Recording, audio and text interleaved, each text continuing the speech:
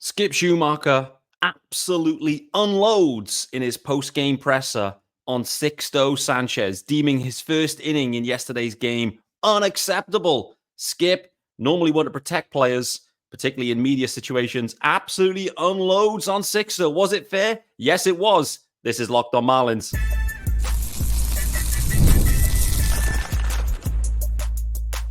You are Locked on Marlins, your daily podcast on the Miami Marlins. Part of the Locked on Podcast Network, your team every day. Greetings from England and welcome to Locked on Marlins. It's your daily Marlins pod.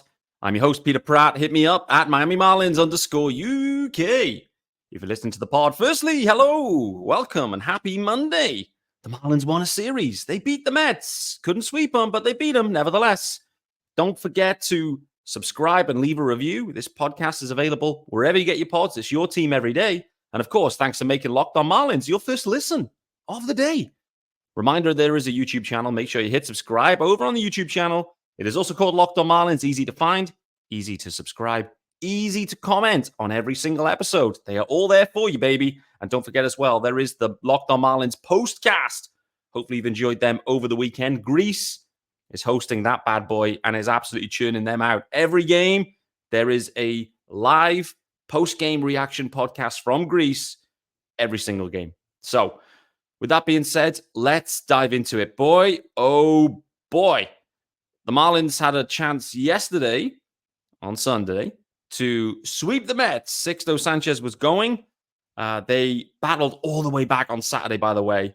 And we'll talk about that in some detail as we go. But we have to start with the main talking point with Skip Schumaker absolutely unloading on Sixto Sanchez very openly.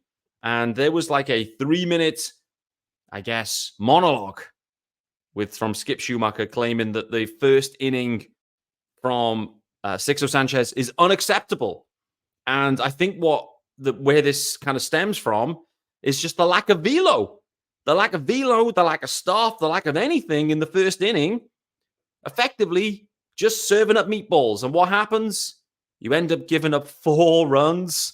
I mean, boy, oh boy. There was a lot of pitches thrown in that first inning as well. So we're going to get into that.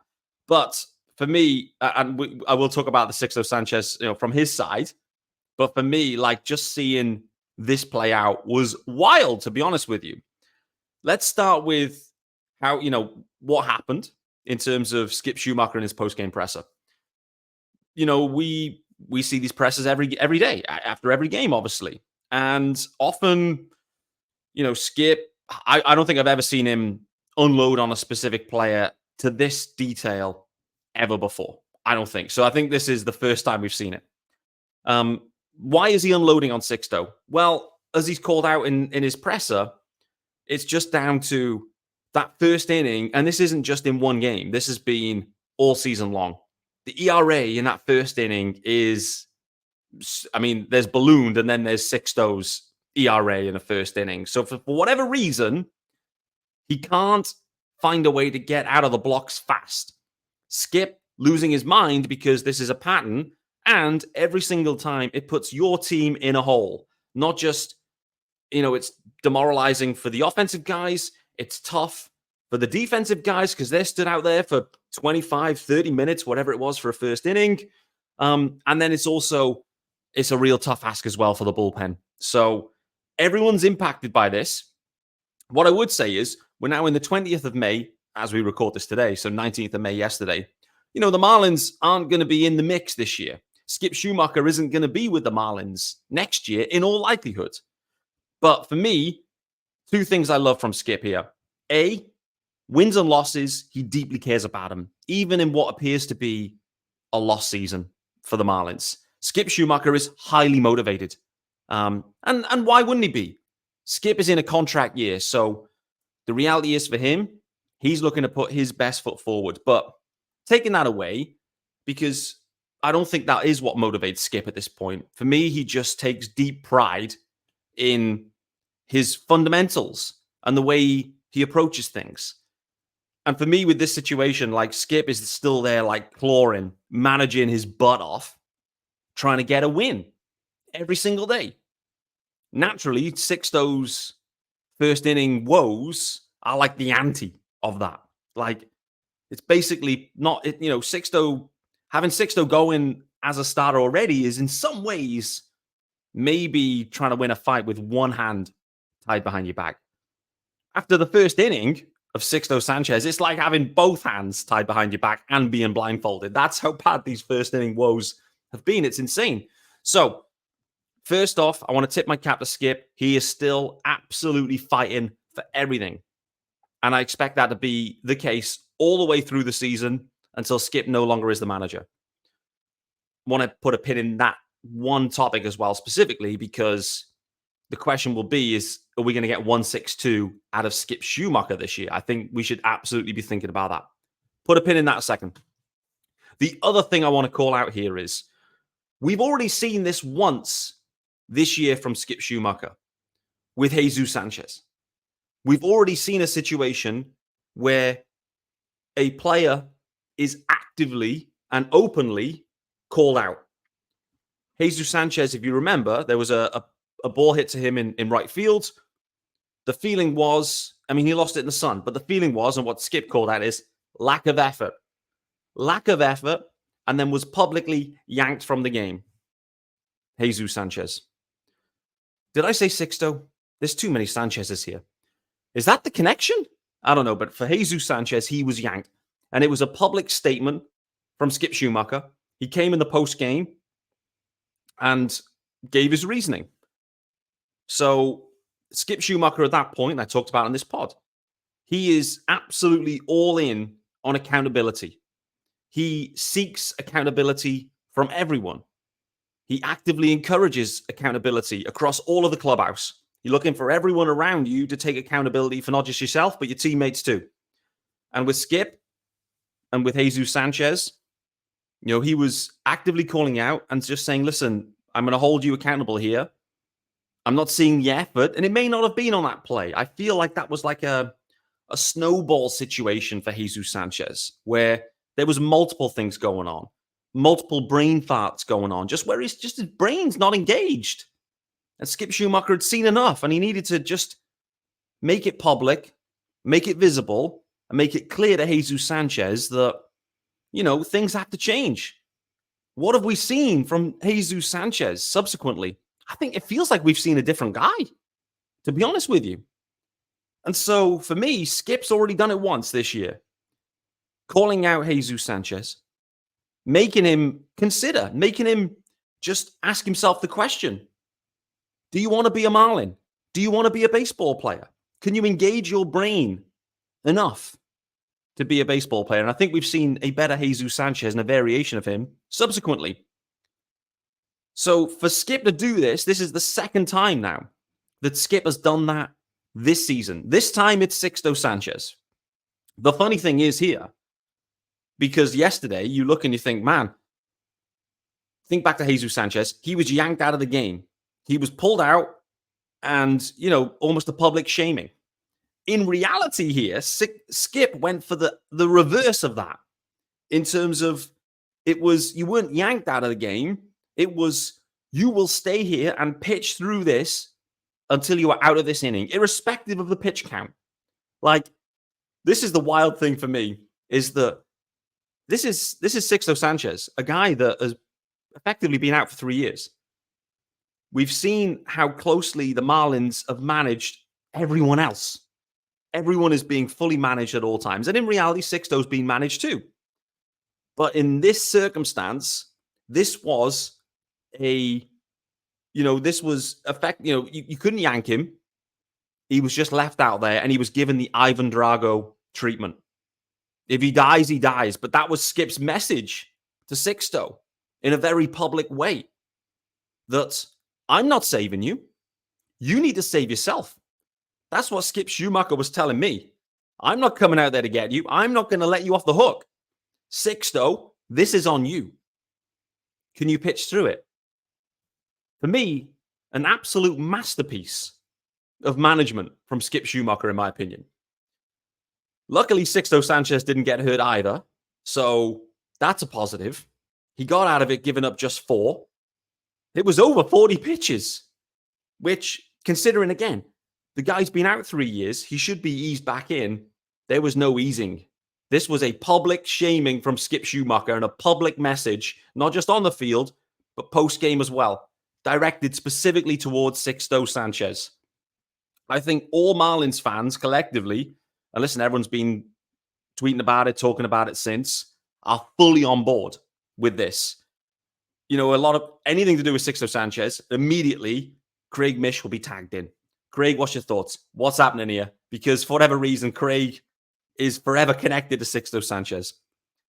And, even Craig's losing his rag now with this one, where he's basically calling out guys, listen, Sixto is a ghost. I think he's called it that. He's a ghost. His work ethic stinks. His attitude stinks. And frankly, right now, his on-field product is unacceptable and stinks. Question will be, what do the Marlins do about it? What does Peter Bendix do about it? Could this create friction between Skip Schumaker and Peter Bendix? I don't know. But this was one of the biggest dressing downs of a player I've ever seen. Not just from a Marlins perspective, but all time. This was an all-time open-air dressing down. Love to see it. I want to carry on this conversation straight after. Also want to talk about Anthony Bender and also Tim Anderson. And we've also got a bit of Dane Myers talk in there as well. And Christian Bethancourt, by the way, who got his first Marlins home run of his career. So tons to get into, guys. Stick around for that. But before we do that, it's time to let you know about our good friends. Firstly, over at Policygenius. Yes, sir. We'll get the graphics pumped. And guys, Policygenius is the country's leading online insurance marketplace. It saves you time and money so you can provide your family with a financial safety net starting today. With Policygenius, you can find life insurance policies that start at just $292 per year for $1 million of coverage. Some options offer same-day approval and avoid unnecessary medical exams. So, Policygenius, how does it help you? Firstly, super convenient. We're looking for that. Secondly, it's there to save you time and money as well, of course. Policygenius helps you compare your options from top companies and their team of licensed experts. They're on hand to help talk you through it if you need any help. They're award-winning agents, and they'll walk you through the process step by step if you need them. Here's the beauty. You can easily compare quotes from America's top insurers in just a few clicks to find your lowest price. At Policygenius, they give you unbiased advice. So they have no incentive to recommend one insurer over another, so you can trust their guidance. And you can trust the thousands of 5-star reviews on Google and Trustpilot from customers who found the best fit for their needs. So check life insurance off your to-do list in no time with Policygenius. Head to policygenius.com/lockedonmlb or click the link in the description to get your free life insurance quotes and see how much you could save. That's policygenius.com/lockedonmlb. Guys, I'm delighted to let you know this episode is also sponsored by our good friends over at Yahoo Finance. And when it comes to your financial future, you think you've done it all. You've saved, you've researched, you've invested all that you can. Now, you need to take those investments to the next level by using what every financial great uses, Yahoo Finance. For more than 25 years, Yahoo Finance have been the brand behind every great investor. Whether you're a seasoned investor like me or looking for that extra guidance, Yahoo Finance gives you all the tools and data you need in one place. And it's the number one finance destination, producing that holistic look at the financial news cycle, including breaking news, original editorial perspectives, analyst ratings, independent research, customizable charts, and so much more. They have a community of over 90 million users each month. Their real strength is helping you on your way to financial success. So, for comprehensive financial news and analysis, visit the brand behind every great investor, yahoofinance.com, the number one financial destination, yahoofinance.com. It's yahoofinance.com.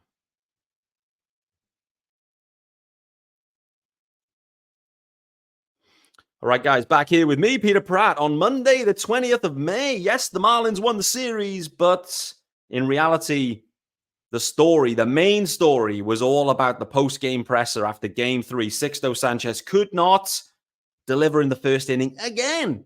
He settled into it. Second, third, and fourth inning, fine. Skip Schumaker left scratching his head. How can we get this right? How can we unlock this with Sixto? What's going on? And frankly, he's run out of, he's asked every question, but he's out of answers. He doesn't know what's going on. I think he even diverted to say, go and ask Sixto. Like, what's occurring? I'm very interested to see next time Sixto's due to start. A, does he start? B, do the Marlins maybe go with an opener? Or, considering, maybe the friction that's here, like, could this be the end of the road for Sixto Sanchez? Could it be, like, I get the sense that, by the way, just to kind of go into that, I get the sense no. The reason I get the sense of no is there's no need, if you were, like, for me, this is like a similar situation to Jesus Sanchez, where Skip is just firing a shot across the bow and looking for a reaction, the same as Jesus Sanchez. He's done the same to Sixto. The question now is, how does he respond? That is the question. That's what he's looking to see. Can Sixto Sanchez find a way to respond in a positive sense? Or does he shrink back and he's taking it in a negative sense? And next thing is things spiral out of control. I think Sixto has to realize that his career is literally in the balance right now. There's a possibility here that once Sixto, if the Marlins move on from Sixto Sanchez, firstly, we'll all have to deal with the situation of looking back on that JT Realmuto trade. So once we've done that, we'll then have to consider, is this the end of the road for Sixto as a Major League baseballer and pitcher? Like, at this point, you DFA Sixto, he's unclaimable. No one's claiming him at all. You'd clear waivers. You then be sent down to AAA. But in some sense, it may be that the Marlins, if they do indeed go down that path, they may just say, listen, we're just outright releasing Sixto and just move on. Like, sometimes the juice isn't worth the squeeze. I think that's the really interesting part here is, like, you look at Sixto, you look at what you're seeing on the field, which is a mixed bag, in that, like, these first inning woes, it's terrible. Outside of the first inning, it's kind of okay. And he gets stronger and stronger in games, which is weird. Starts throwing harder the later it goes, which is, again, weird. Like, is it self-preservation? Is it a lack of, does he not have the belief? Is he just worried mentally about the injury? Like, it's trying to work out, like, what is going on. But right now, it doesn't look to be a Major League pitcher there at this point, be it a bullpen arm, be it a starter. And so for Sixto, having this warning shot sent across the bow, like, it's now or never for Sixto, not just with the Marlins, but I think just in baseball in general. Like, if the Marlins in their current situation decide to move on from Sixto, then what hope has he got beyond? And maybe he'll catch on with another team and, sign on a minor league deal and can add some, organizational depth. But I have to be honest, I look at Sixto Sanchez, the vibes he gives out externally, what we've heard during his time with the Marlins. And I get the sense that if the Marlins call quits on it, like, I'm not sure, it wouldn't stun me if Sixto ends up, messing around on a pig farm or something, or, swimming with the pigs or whatever Victor Mesa was doing. Like, I get the sense that if it goes wrong, he may just jack it in. Like, is he committed? Does he want to be a baseballer now? Like, has his priorities changed?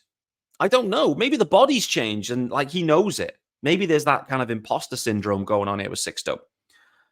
I mean, I think in the last minute or so, I've just rattled off like 7 different situations here. And I think this is kind of where Skip is, where he's left wondering what the hell's going on in this first inning and what can we do differently?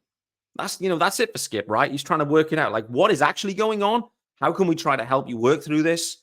Can we put you in a different situation to succeed, et cetera, et cetera, et cetera? Because frankly, these Sixto Sanchez outings, it's unacceptable, as Skip called it out, but the impact, just the ripple effect that Sixto Sanchez outings have, just it lingers for a week. And then you get back around again, and there's another Sixto Sanchez outing that then ripples again. And we've seen it early in the season, right? Where the starting rotation, it was banged up. They couldn't go deep into games, and we just saw what happened. And, this is the remnants of that still, where Sixto's going, he can't go deep. He's not going deep into games. It's low quality. And you just have to consider, should the Marlins just go in a different direction? Why are they prolonging this? Does Skip Schumaker still believe in Sixto Sanchez? I don't think he does. I think he's surprised. I mean, Skip openly said, I was surprised by what we saw with Sixto in spring. He earned his spot in spring.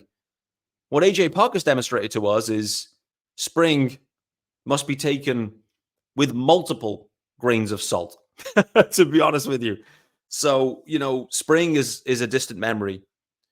And from what I've seen with Sixto in his stint as both a reliever and a starter is, this guy he's basically just AAA cannon fodder at this point. That's what we're left with, which is crazy and disappointing because of what the Marlins had to give up to get him. I get it, that's all baked into this whole situation. But right now, it feels like Skip's patience with Sixto is super thin. It feels to me like he's gone down the same path as Jesus Sanchez, and he's looking for a reaction. The question is how does Sixto respond, or does he respond? And who knows what can happen, behind closed doors, on a flight, who knows what can be said and how discussions can go. But, Sixto would have absolutely seen that post-game presser. He may not have understood it, but someone would have translated it for him. He's going to know exactly what was said. So I think it's very intriguing to see what happens around his next starts. Skip did talk about going with an opener, which may be the way forward. It may be that feels like the natural thing to try, right? Just let's avoid the first inning. But then, of course, if the plan is to go 4 or 5 innings with Sixto, then all you're doing is just pushing it back to the second inning, which actually may not be the worst thing because he takes an inning to get warmed up. If he's throwing his, rubbish, at least it's towards the bottom of someone's lineup, whoever the lineup may be, but at least you're going to face 6, 7, 8 or, 7, 8, 9 in the lineup. Maybe you've got a chance of getting through that unscathed. Maybe. And then by the time you've warmed up, you're back to the top of the order. Maybe that's the way forward. I don't know. Let's hit the final ad. And then let's talk about Anthony Bender, because I do want to talk about him as well. A lot of Sixto talk here, rightly so, for sure. But this episode is also brought to you by our good friends over at LinkedIn. Yes, sir. And I use this tool every day, every single day. LinkedIn Sales Navigator. I work in sales, so naturally this is the perfect spot for me. And if you're struggling to close deals, then B2B selling is tougher than ever. And that's why I want to tell you about LinkedIn Sales Navigator. LinkedIn Sales Navigator is a sales intelligence platform that helps professionals effectively prospect and engage high-value customers, drive higher revenue, and increase sales performance. Sales Navigator helps you target the right buyers, surface key signals such as job changes or which accounts you should prioritize, and shows you hidden allies so you can find those buyers that are most likely to convert. Fueled by LinkedIn's 1 billion member platform, Sales Navigator gives you the most up-to-date first-party data, enabling you to unlock conversations with people that matter. Right now, you can try LinkedIn Sales Navigator and get a 60-day free trial at linkedin.com/lockedon. That's linkedin.com/lockedon for a 60-day free trial. You will not regret it. Let LinkedIn Sales Navigator help you sell like a superstar today. Just go to linkedin.com/lockedon and get started. All right, guys, final segment with me, Peter Pratt. Then we'll get out of here on Monday, the 20th of May. Thanks for making Locked On Marlins your first listen of the day. Let me know your thoughts on Sixto. As you can tell, I've taken 25 minutes to talk about many different situations here and how this all pieces together. In summary with Sixto, then I want to talk about Anthony Bender. Skip's fired a shot. Let's see how Sixto responds. However, the shot that Skip fired was an interesting shot. Firstly, Sixto was given the Ivan Drago treatment. You will get out of this inning yourself, even if it takes you 40 pitches. If he dies, he dies, I guess. He got out of the inning, and actually in the second and third and fourth, he was fine. Great. But Skip really went to town on him in the post-game presser. I'm very interested to see how this plays out with Sixto, whether he can find a way to get a different outcome. Let's talk about Anthony Bender, though, as well, because what we've seen this weekend is not just from a Marlins standpoint, but also a Mets standpoint, is just the volatility of relievers, but not just the volatility, how hard it can be to find your groove coming back after a year out. And I think, it's sometimes easy to forget that, Anthony Bender, who effectively was, a Cinderella story in many ways for the Marlins, like added to the roster out of nowhere for the Milwaukee Milkman or whatever milk round he was on, added to the roster and was such a fun story. Anthony Bender worked his way to a situation where he was the closer to start the year in 2022. Am I getting my years right? It was 22, right? So he ends up starting the season as the closer. It just didn't go well in the closing spot for Bender, and, Marlins made some adjustments around that. But still, it was a Cinderella story. A lot of people like Tony Bender. Ended up getting hurt, missed the whole of 23, back for 24. In 2024, I think it's fair to say with Bender, he started okay. His first outing or two was fine, but subsequently, it's been a little bit rough. I think it's fair to say. But where I wanted to connect this to the Mets is we've seen, you go over to the other dugout this weekend and you look at the Mets and you look at Edwin Diaz, for example. Edwin Diaz was the best reliever in baseball in 2022. He had the best walk-up. Is that the right way? The walk-on song? I don't know. He had the best song. He had the best trumpeter in all of sports, maybe. Timmy Trumpet, absolutely pumping it out. He was the best reliever in baseball in 2022. Missed the whole year in 23 after getting injured at the WBC. And we've seen with Edwin Diaz just how hard it is to come back and immediately hit the ground running. And now after Edwin Diaz blows that game, Josh Bell absolutely demolishing one, which is great to see. Bell's heating up, by the way, which is really encouraging from a Marlins and a Peter Bendick standpoint. But won't talk about that today. For Diaz now, really struggling. He's now effectively taken out of the closer role for the Mets. So the Mets have, had a guy that has had a bit of an up and down couple of years with the Mets. He then delivered an amazing year, signed a massive extension, then got hurt, missed the year. Now he's struggling to come back. I think the reason why this is important to call out is if the best reliever in baseball needs a bit of time, then so does Anthony Bender. And I think I'm interested to see how the Marlins manage it with Bender because it's been pretty rough. But again, we shouldn't forget he's had a whole year out, if not, slightly more than that. So he needs to be given time. The question is does he need to be given more time just working in lower leverage in AAA, for example? Like the season's cooked this year. Bender's struggling. Is it maybe not a sensible option to move him down to AAA? Just let him find his groove, a little bit like how the Mets are doing. They're kind of taking Diaz out of that leverage spot. So we'll wait to see how that goes. So I'm a big fan of Bender. I want him to succeed. I thought, there's definitely a high-quality reliever in there, but I think he's been rushed back a little bit, because the Marlins needed him. They desperately needed him to start the year because just, any arm would do. But I feel like with Bender now and the way that the season's panning out, you can maybe start to think about, well, how do we work this guy back to be ready to rock and roll fully in 2025? And maybe he's just got to see some struggles in 24. I don't know. Nevertheless, guys, I'm going to wrap it up there. Let me know your thoughts on the Sixto Sanchez situation. Let me know how Skip has handled it in general. Are you on board with these public shamings? I certainly am. In that it's calculated with Skip.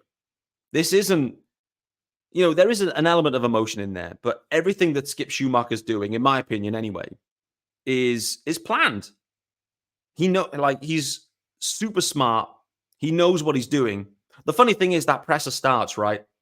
And it took no effort to get Skip Schumaker to give the full response that he wanted to give. Like, Skip was sat there ready to send a message.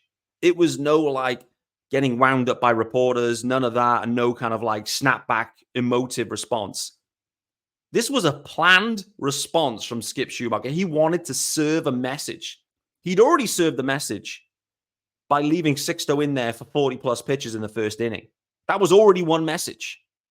But he wanted to emphasize the point post-game and delivered what he delivered. Great to see. And I think pretty much every Marlins fan I've seen comment on it was saying, great, top management. I completely agree. That was premeditated from Skip Schumaker. He knew what he wanted to say and he said it. And I'm glad he did. The ball is now in Sixto Sanchez's court. There's a lot of smoke around Sixto Sanchez, and there's no smoke without fire, as they say. And the smoke keeps kind of spewing off this fire. And this fire is basically Sixto's attitude, his work ethic. It's not up to scratch. That's what we keep hearing. But from a Marlins perspective, because of the trade and how they acquired Sixto, there has always been a PR spin around Sixto Sanchez. There always has, because of the negative element associated with, well, you've moved JT Realmuto to an absolute stud, and you've got Sixto back. They need him to work out. They're trying to avoid a PR disaster. That's, it's come and gone, guys. We can pull the plaster off. We don't need to baby this situation. If Sixto's overweight, doesn't put the effort in, isn't any good anymore, let's just move on. Let's move on. We don't need a PR stunt around this for Sixto anymore. We can see with our eyes what we've got. And at this point, what you've got is a glorified AAA reliever. It's unfortunate. The injuries have really set him back. Clearly, it's unfortunate. But at this point, it just is what it is. We don't need to PR spin it. And that's what I think, that was the beauty of Skip's message yesterday. He was no PR spin. Premeditated delivery, shot across the bow. Sixto, how can you respond? Because that first inning and what you've been doing in the first inning, unacceptable. You cannot roll out and throw 87-mile-an-hour meatballs, which is basically what Skip was saying. Let me know your thoughts, guys. Anthony Bender, I think, should be given more time. I think, and equally some sympathy. And actually, this kind of blends to Sixto. It'd be unfair of me and hypocritical to say that we shouldn't feel the same about Sixto, because Edwin Diaz has shown how tough it can be. Bender's showing how tough it can be. Sixto kind of showing how tough it can be as well. So all these guys, I'm willing to give them some leeway, no doubt. And from a Marlins perspective, if they, there's no options left on Sixto, but if they DFA him, no one's going to claim him anyway. So if you think he's best off in AAA at this point, send him there. Send him there. Or if you think, you know what, let's just move on in general because his attitude stinks, then do it. Do it. There's other guys that can fill those innings, no doubt about it. Anyway, I said I was going to say goodbye 4 minutes ago, so I'm going to say goodbye this time. Thanks for making Locked On Marlins your first listen, guys. I'll be back tomorrow. I want to actually dig into this a little bit further. We'll look forward to seeing you then.